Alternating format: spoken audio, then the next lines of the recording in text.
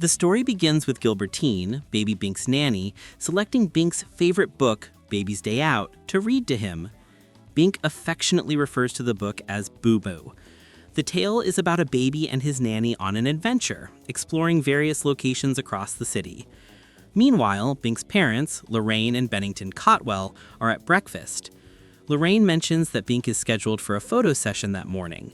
She reveals that she has opted to hire downtown baby photographers to come to the house, rather than using their usual family photographer, Old Willie, whose work hasn't been featured in the newspaper recently. Elsewhere, the employees of downtown baby photographers are ambushed, and their van is hijacked by three criminals, Eddie, Norby, and Vico. The trio disguise themselves in the photographers' outfits, intending to pose as the professionals in order to execute their plan, kidnapping Baby Bink. Back at the Cotwell residence, Bennington says goodbye to Bink, playing with him before leaving for work. Lorraine then struggles to pick out an outfit for Bink until Gilbertine offers a helpful suggestion. The nanny then dresses the baby. Soon after, the disguised criminals arrive. The butler, Mr. Andrews, opens the door, and Eddie announces that he and his team are there for the photo shoot. Andrews allows them inside. While waiting, Vico spots an expensive snow globe and asks Eddie if he should steal it. But Eddie dismisses the idea, reminding him they're there for a hit of a lifetime. Gilbertine and Lorraine then bring Bink into the room. Eddie compliments Bink, expressing that Lorraine must be a proud mother. Lorraine seems pleased. Eddie then introduces himself as Mr. Charlie of Downtown Baby Photographers and insists they must begin immediately. He lifts Bink from his stroller, but the baby unexpectedly kicks him in the groin. Though in pain, Eddie pretends to be fine and places Bink on a chair. He then sends Vico to the van to fetch something, which is actually a signal to move the van closer to the window. Lorraine tells Eddie she wants individual photos of Bink and a portrait of herself with her baby, which Eddie agrees to do. Eddie suggests that Bink will soon be famous, and Lorraine states she wants him to set a new standard for baby photography beauty. Eddie asks for time alone with Bink, requesting that Lorraine and the staff leave so he can have Bink's complete attention for a perfect picture, adding that Lorraine's colorful dress might be a distraction. Lorraine goes to change her outfit. Gilbertine, while appearing slightly suspicious of Eddie, hands him a copy of Baby's Day Out to read to Bink if he gets cranky. She and Andrews then exit, with the butler locking the door to ensure the photographers requested privacy. Almost instantly, Eddie takes Bink and passes him through the window to Vico, who puts the baby in the van. Eddie and Norby quickly follow, and the three men drive away. They later abandon this van in a remote area, transferring their belongings, including Bink, into a different one. Lorraine, Gilbertine, and Andrews return to the living room only to discover that Bink has been kidnapped. Bennington soon receives a ransom note demanding $5 million to be left in a specific trash can, with a strict warning against involving the police.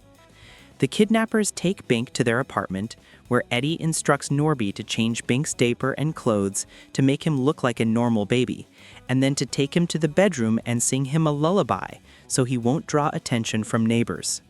Norby, unable to recall a lullaby, sings an incorrect version of Mary Had a Little Lamb, but Bink doesn't fall asleep.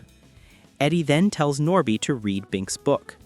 Vico throws the book to Norby, and the baby remains awake as Norby struggles to read it, mispronouncing words to Vico's amusement. Meanwhile, FBI agent Dale arrives at the Cotwell mansion as Lorraine is preparing to go look for her son. Dale insists it is too dangerous for her to search for Bink in the big city and that she must stay home while the officers look for him. Norby eventually falls asleep while reading. Bink, awake, flips through the book and spots a pigeon outside the window that is identical to one in the story. Excited, Bink climbs out the window, following the bird, while Norby sleeps on. Inside the living area, Eddie finds Vico biting and spitting out his fingernails, which he finds disgusting. Bink, having followed the bird, looks through an open section of the roof, and his drool lands on Eddie's neck. Mistaking this for Vico, Eddie hits his accomplice's head. Bink laughs, pleased. Eddie and Vico look up, see Bink on the roof, and are terrified. They rush to the bedroom, find a sleeping Norby, and Eddie angrily wakes him up, shouting that the baby is outside. The three men climb out the window. Eddie sees Bink crawling across a narrow plank toward the next building and tries to stop him, but the plank hits him, leaving him half-conscious. His friends grab him, jumping to the next roof, but forget they're holding him. Eddie falls off the building, landing in a garbage bin, and is then hit by a falling antenna. Bink crawls through a window into an apartment, but can't reach the door. A delivery guy knocks, and the owner opens the door, not noticing Bink on the floor. Bink crawls out, unknowingly removing the package that was propping the elevator door open. Vico and Norby help Eddie out of the bin, and Bink crawls right past them, unnoticed. He spots a blue bus similar to one in his book and enters it. Eddie sees him and alerts his accomplices, and they get into their van to chase the bus. Just before the next stop, Bink climbs into a woman's bag. When the bus stops, the woman gets off with her bag. Norby searches the bus, but the driver hasn't seen a baby. As Norby goes to tell the others, the woman, carrying Bink in her bag, insults Eddie and Vico for illegally parking on the sidewalk. Vico insults her back, but then is shocked to spot Bink inside her bag as she walks away. The criminals follow the woman, plotting to snatch the baby. Mistaking their intentions for a robbery, the woman attacks them, providing Bink with a distraction. Bink crawls out of the bag and, excited by a revolving door, crawls towards it, getting pushed into a department store. A daycare worker finds him, assumes he escaped her care, and takes him back to the center to change his diaper. He soon escapes again, hiding under another baby's stroller. Outside the store, he crawls toward a news reporter talking about his disappearance on live television. Lorraine is watching the broadcast at home, consumed by grief. Bink pulls down the reporter's microphone cable, and as the reporter bends to pick it up, the cameraman catches a brief shot of the baby. Lorraine misses this, but Eddie and his friends see Bink and rush to grab him. Before they can, Bink sees a taxi, just like one in his book, and crawls inside without the driver or passenger noticing. Bennington arrives home and receives a call from a man named Jojo, who claims to have information about Bink. Dale follows Bennington and Lorraine to meet Jojo, who, after receiving money from Bennington, vaguely suggests Bink might be in the house across the street. The parents, Dale, and the police rush to the house and meet Mrs. McCrae, who insists the babies in her home are hers. Lorraine mistakenly identifies one boy as Bink, but realizes it's not him. The taxi stops and Bink gets out, seeing the entrance to the zoo, another location from his book. Excited, he crawls across moving traffic toward the entrance. Eddie and his friends find the taxi but see Bink on the road. Terrified he will be hit, they rush to cross the street, but traffic doesn't stop. Bink makes it into the zoo, while the kidnappers, in their rush to cross, have their feet run over by a car, and then accidentally jump into an open pit. After climbing out, Eddie spots Bink's tracks leading toward the ape section. They look on in horror as they find Bink inside a cage with a gorilla. Vico tries to pull Bink away, but the gorilla pounds his hands, hurting him. Eddie instructs Norby to use a mop to bring Bink closer, but the gorilla grabs the mop and throws Norby into the air. The gorilla and Bink then fall asleep. Eddie attempts to seize the opportunity to pull Bink out, but the gorilla wakes up and flings Eddie toward another cage. Bink leaves the cage through a back gate as Vico and Norby help Eddie. Back at the mansion, a sorrowful Lorraine sarcastically tells Bennington she got her wish, as their son is now on the front pages of newspapers nationwide. Bink crawls to a park. Eddie and the others follow, and Vico spots him crawling near some bushes. They almost catch him, but he crawls down a tunnel. The kidnappers find the end of the tunnel and successfully grab Bink. However, they spot two cops checking out their van, which has a running engine. The men quickly sit on a nearby bench, pretending to admire the scenery. Eddie hides Bink between his legs, covering him with his jacket. When the cops approach to ask about the van, Eddie confirms it's theirs, but becomes uncomfortable as Bink nearly injures his groin. As the cops continue to question him, Bink finds a lighter in Eddie's pocket, manages to turn it on, and drops it just under Eddie's groin. Terrified, but unable to move without revealing the baby, he barely contains himself. Eddie signals to his friends to escort the cops away, and as they do, Bink escapes again. Once the cops are gone, Eddie removes the jacket, and his friends realize Bink has set Eddie's groin on fire. Vico steps on it to put out the flame, which displeases Eddie, who then orders Vico to find Bink. Bink, meanwhile, is at a construction site.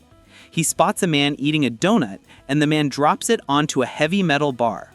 Bink reaches the donut and sits on the bar, which is attached to a crane and is being hoisted upward. Vico arrives and is terrified. Eddie and Norby arrive, and after being told where Bink is, they walk past a sleeping security guard and take an elevator to a high point to grab Bink. Eddie tells Vico to jump onto the bar and grab Bink. Vico jumps, tilting the bar, and Bink slides past him, landing smoothly on a moving elevator. Vico calls for help as he cannot hold onto the bar for long. Eddie tells a scared Norby to jump and save Vico. Norby jumps, loses balance, and ends up dangling. He is unable to hold Vico for long, falls onto a piece of wood, and lands in a vat of wet cement.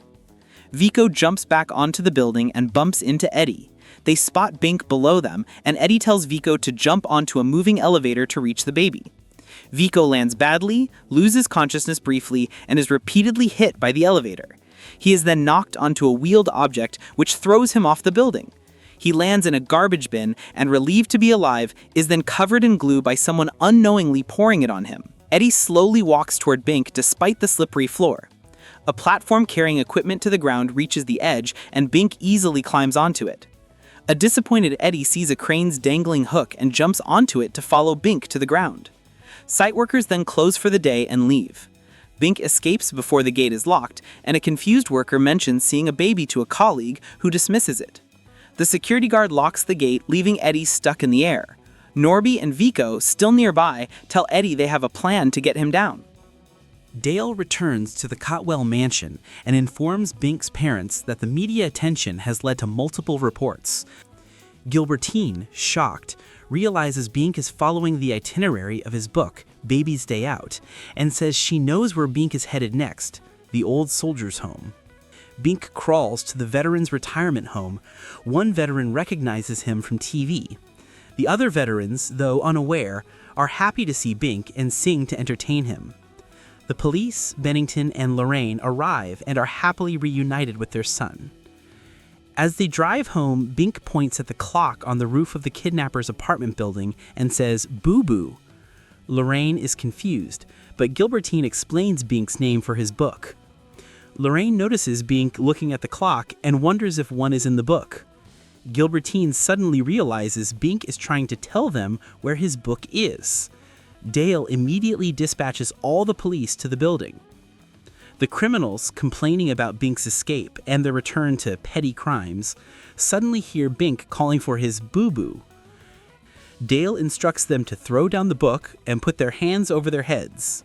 Eddie complies, throwing the book out, and the criminals follow the instructions before being arrested. Later that night, Lorraine and Bennington put Bink to bed. After they leave the room, Bink gets out of bed, picks another book from his shelf, a book about a baby's trip to China, and looks excited and eager to find out what happens next.